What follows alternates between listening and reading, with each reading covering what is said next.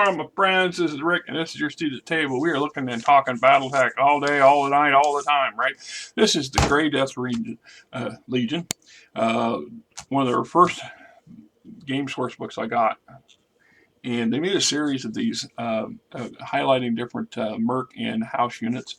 I wish they had made more of them. They made some attempts, but not so much. As times the game evolved and the world evolved and more stuff evolved in it. Let's see. And it doesn't tell me.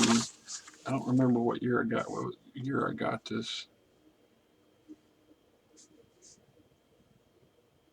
So the Grey Death scenario sets describe major battles fought by the unit told by the novels, The Decision at Thunder Rift, Mercenary Star, and The Price of Glory. Right here. I have already done a review a little bit on this one, and I will get to these two eventually too, because like I said, these three books really set the tone for early BattleTech, especially Mech Warrior. If you're into the role playing part of it, I want to say this was in the mid '80s because they don't see a date, which is strange because there ought to be. Most of these things have a. Oh, right, I just didn't grab it right. 1986, year after I graduated high school. All right, introduction. How to use the scenarios. A brief history.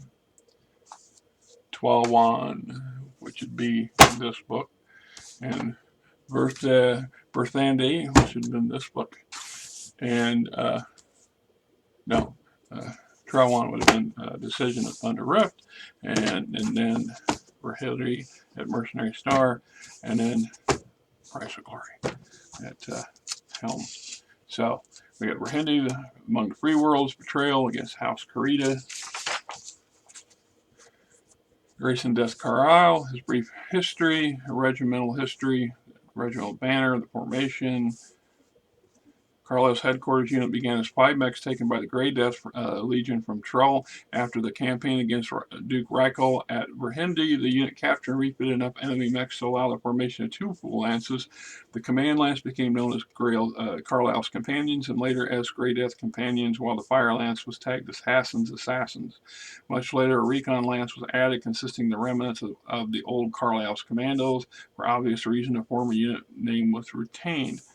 Only 2 mech pilots survived the fires of the unit's birth on Trell, and these were Grace himself and Lori Kalmar, former pilot trainee of one of Hendrik of Oberon's planetary militias. The unit recruited 3 additional pilots at Galatia, the rest elsewhere at various times. The companions were officially so designated toward the conclusion of the Rahindi campaign when the Grey Death could muster 2 full lances. Grey Death Mercenary Company. So, like I said, as from a game perspective, as a role-playing game perspective, a small unit starting out from scratch with nearly nothing and boot scrabble by the seat of their pants, survival, etc., it's classic. You get so much information on how that could be done, how you could get ideas for running campaigns and things like this, and as a player, so on and so forth. It also gives an insight into early BattleTech Mech Warrior. There was so much change in the decades after, which is acceptable and expected. Originally, you set out with even the largest houses were hard pressed to field brand new units in excellent condition. Most mechs and tanks, especially mechs, had been around for hundreds of years and handed down from family to family, or from captured from battle and refurbished and lost and captured, and some of them were in questionable condition at the best of times. And that was the idea and the era, and I'm going to do some videos on that stuff too. At least I'm going to stumble my way through doing that, so I don't bog it down here. So we get our bio, character sheets, background information, all of our stats are great. So we got our command lance, the current one as of this particular, which have been 3025 roughly. Command lance, Grayson, Lori Kalmar, who eventually marries Grayson, and they have a child who later on in the next generation comes in, and we will eventually get to that source book too.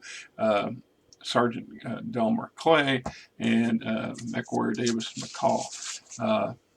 Lieutenant Hassad Khalid, and Cyril Koga, Firelance, Charles Bear, and Mech Cheryl. And then we have the Recon Lance.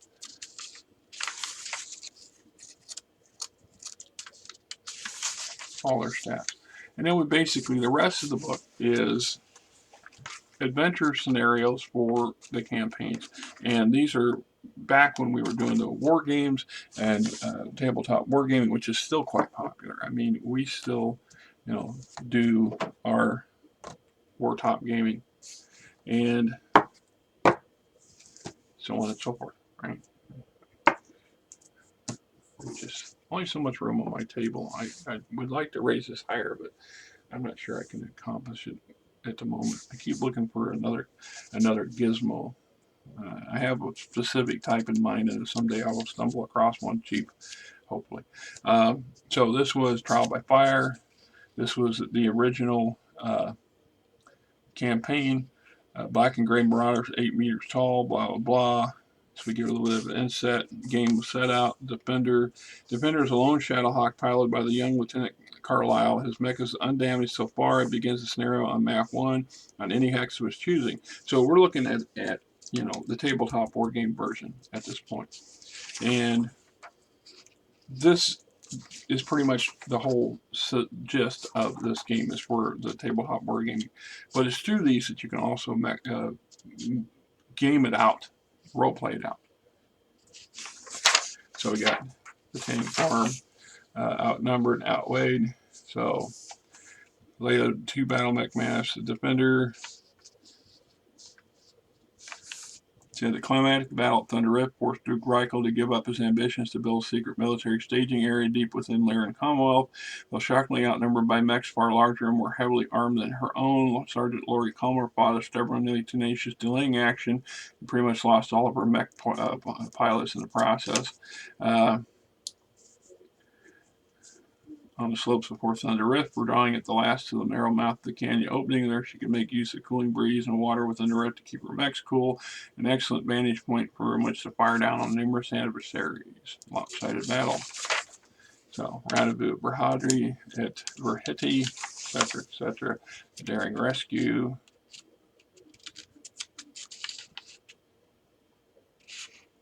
Greydeath did not face an easy task on his first mission. 4 of the Kurita battle mech regiments were on Norn 2 under the command of Governor blah blah blah. Carlyle waged a skillful war against Verhandi's Kurita overlords. Basically, this was a campaign of small units fighting in the thick jungle against overwhelming odds, but in the tradition of the and I'm thinking, I'm lacking the damn word for the type.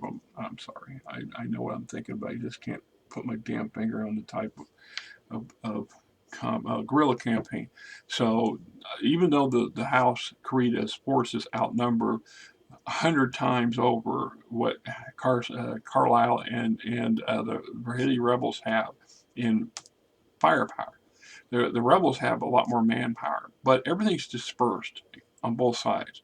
The Kuritas are not able to bring large scale units together in any meaningful way to catch the rebels while they're off guard. It happens, but you're not dealing with a massive one company versus a regiment. That's just not the way it plays out. McGarrow's Trap, the Dawn Raid, Rebel Raid for supplies. First for Vengeance, Situation Helm, late afternoon. After a highly successful campaign against House Leal, the combat elements at Grayson returned to Helm, their home base planet, to find Merrick mechs in control of the planet, their colony and ruins. Plot within Merrick High Command has succeeded discrediting the Grave Death by blaming them for atrocities against House Leal. Kyle's returning combat lenses avoid Mark orbital and deep space patrols, land there to ruin Hope Path, and start another guerrilla campaign. So we've changed. The Grey Death has evolved and changed employers. and then were framed by elements within. That's one of the when I first started reading Game of Thrones, one of the first things that came to mind was BattleTech, because the BattleTech universe is purely a space-based version of Game of Thrones. You have these massive, huge houses combining against each other and have been for 300 plus years, and much to their detriment of themselves and everybody else. But within each one of these houses are layers of other people doing the same thing. Because of the space and distance and the difficulty of controlling vast empires with a snap of your fingers, we have this neo-feudal state that exists in pretty much every house. And so the local governments, the local man of the house lord, etc., has quite a lot of influence and pull and power. And so you have a lot of infighting and intrigue and politics and backstabbing and on and on and on and on. Loads and loads of opportunity for fun and excitement in a screwed up universe. So we got Betrayal at Helm, which brings us to the next set of campaigns. Once we discovered the ancient Star League storehouse, we understood why Merrick generals had betrayed us. There was enough arms and parts and mechs there to arm and equip a regiment, even 10 regiments, all in perfect condition, having waited silently in the darkness for a better part of 1,000 years. Our dropships were in the field. We had cleared nearby, long lines of treasure already vanishing up in their cavernous holds. There was a new note of urgency now. The scouts, Captain Carlyle, had thrown out to the north and east, reported the approach of Keller's army. He knew those forces included Merrick's 5th and 7th Light Assault Groups and probably what was left of the 12th White Sabres Legion.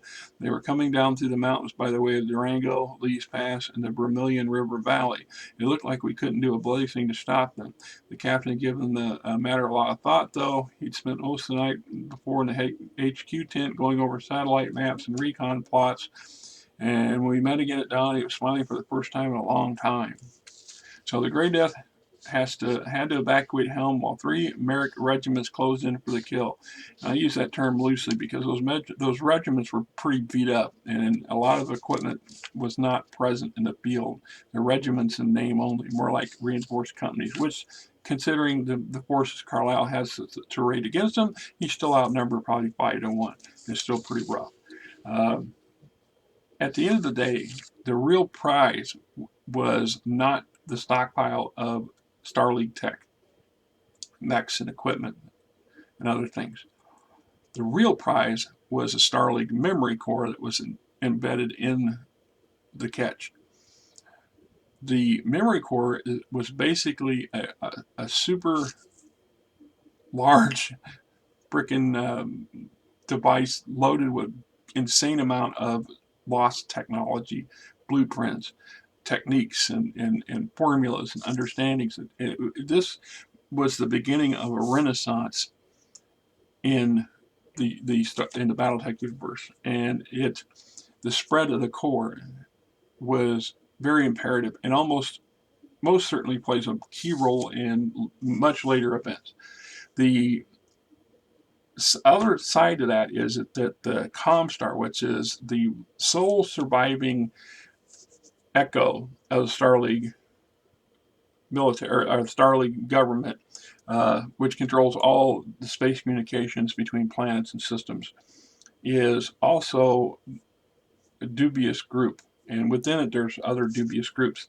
And one of them wants to make sure that all this vital technology and information and stuff that would allow the houses to crawl back out of the Middle Ages that they put themselves in doesn't get into their hands because information is power.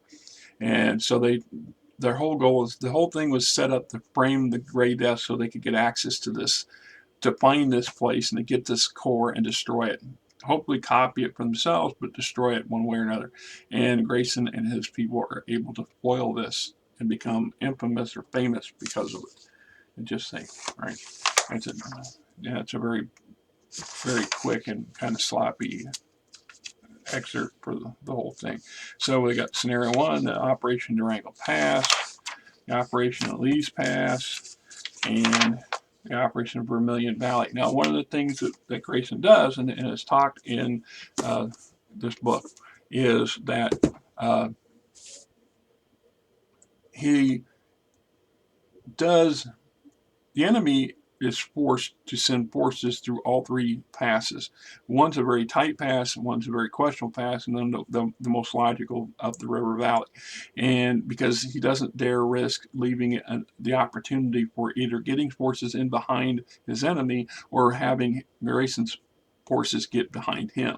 So Grayson, on the other hand, is put up with a challenge. And one of the advantages he has is the fact that the Star League catch is so interconnected with a lot of these passes. He's able to move men and material through the catch faster than the enemy can bring it to him. So he's able to take the majority of his force and hit each individual Merrick force as it comes down the various passes in turn, and then withdraw and rearm and re-equip to some rearm and repair using what they can find inside the catch in a reasonable amount of matter, and then rush these repaired and rearmed mechs, or what of them that can be done in time, to the next encounter and then the third encounter. So it's pretty brilliant in the way of commanding, and it was a very audacious plan that was some terrible risk, and he had that succeeded. So like I said, it's a really in-depth, really great way this thing played out. And then we had the final battle. Once again, the greatest legion against all odds manages to succeed and actually come out, and in the process also redeem themselves. They are cleared from, because the bad guy, the actual bad guy, fesses up to other members of Comstar, who then who are upstanding members of Comstar, who repudiate what the other guy had done and said, and clear Grayson and the Greatest reputation. So, running for your life, lightning strike, and so on and so forth. All good stuff. All great things. All right. Great Legion. Awesome stuff. Great stuff. I have run this campaign probably a dozen different times in various types. Of course, you never play exactly the way it was played or replayed, because just players never do that. But we set the scenarios up and took our own stabs at it. We also I use it for mech warrior campaigns and backstory information, and the sheer love of the read. I cannot tell you, at least a dozen, maybe 20 times I have read through this material. I have read through these a good dozen times over the years since I bought them. I wonder what year these things came out.